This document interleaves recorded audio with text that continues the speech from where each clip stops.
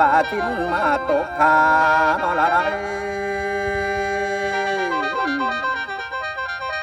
เราได้ยินแต่ดอกโตตาซื้อมา70,000เก่า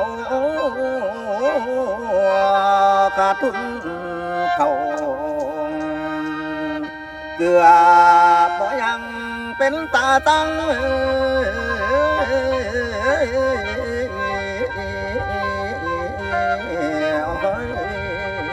นา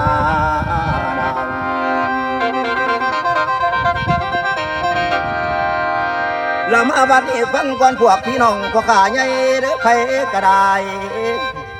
ละน้ำงัวกล้วยมาขายจังแม่นหลายดอกเลี้ยนหลอมล้างโตพร้อมย้อนอดหยาเที่ยวไปมาจนว่าจอยมาหน้าใดก็มีจอยพวกง่ายหอยได้นั่งเงา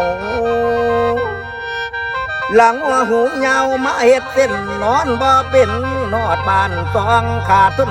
25,000เกือบเป็นบาบ่แย่ตายละยางกันเป็นหลายปันบุญใหญ่ยามวันสู่กวางสนุกเฮฮามวนสุราถึงกินก่อยลูกเมียคอยอยู่ทั้งบ้านน่าสงสารได้จำแจวกินก้อยงัวอิ่มแล้วปัดยังแล้วค่าก๋วยเตี๋ยวละพันทีเดียวหมดเป็นร้อยก๋วยเตี๋ยวง้อยก๋วยเตี๋ยวงา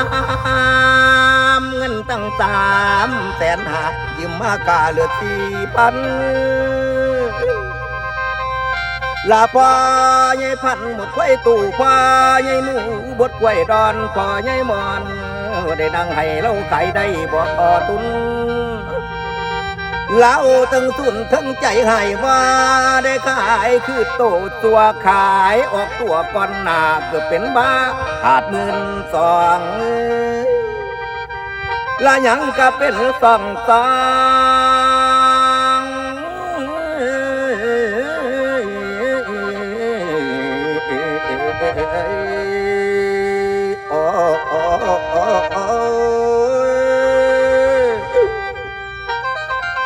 ละยังก็เป็นสองนี่ทั้งกวางเราขาดทุนนายหอยบุญก็2 สาวผู้ใหญ่ดาวก็200ห้อยคำปล่อยขอ25ห้อยบุญมาเกาะ24นายห้อยดีปัดแลนเป่ามาขอเหล่าหน่อยกะทิ้งลาคือจังมีดน้อยอิงติ่งนายห้อยสิ่งทางบ้านโจดโหลดบ่เห็นหอดหนาหรือเศร้าขากับพ่อบุญ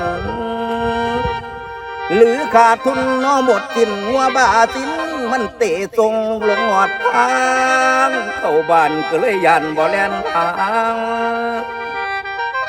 ละถามก็มาทั้งไก่ตลาดในทั้งน้องลูกพี่แล้วละขั้นไปมีแต่ผูกกระแบนบ่ลูกคือน้ำเอิญห้อยเจริญทั้งบ้านว่าห้อยหนูนาทั้งบ้านไปนายห้อยใหญ่สื่อสถานมานอนบ้านได้ไปนอละทอกว่าสอยังบ่ใจดอกเขาไล่มาหลายปีห้อยบุญมีทั้งมันจ่าได้ขายนาดอกมาใจห้อยสุดใจตาสัวลัวเห็นหัวอยากหากใส่เนี่ยที่เดียดหัวละเบิ่งหูยาวกะบ่ได้เพราะปานไม่สิทั้งตาก็ลาเด